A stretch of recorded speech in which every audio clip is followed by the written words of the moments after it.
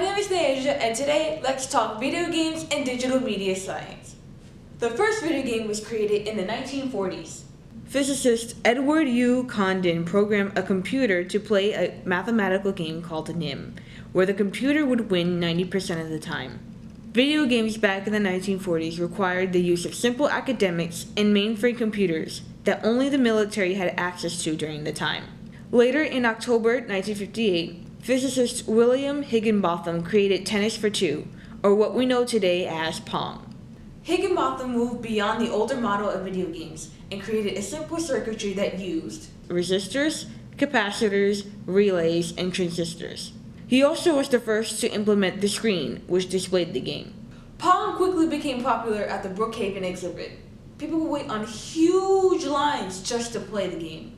Video games soon became a whole lot easier to produce because that was when mathematician John Kemeny had created a programming language called BASIC in 1964. Because of BASIC, pretty much anyone could make a computer game. At this time in the 1960s, the television was widely popular in America. Almost every American household had a television set. That's when German inventor and later the father of video games, Ralph Baer, comes in. He decides to make video games display on TVs.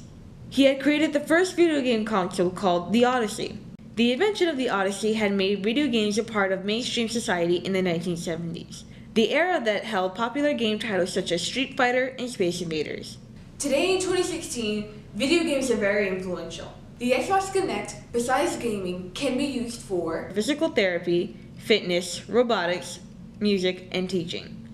In just 10 days of playing Folded, a game invented by the University of Washington scientists, gamers were able to decipher a structure called retroviral protease, an enzyme which allows HIV to multiply, something biochemists tried to do for decades. Video games are being used everywhere, from the PlayStation 4 you have at home to the apps you use on your phone. In fact, the term video games represents millions of different forms of digital media. The possibilities of video games are endless. A video game could be a form of interactive art.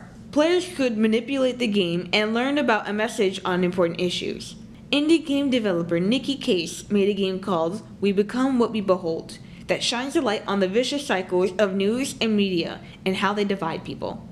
A video game could be a virtual reality field trip for education, or have a story that changes depending on what decisions you make and what actions you take, just like in the real world.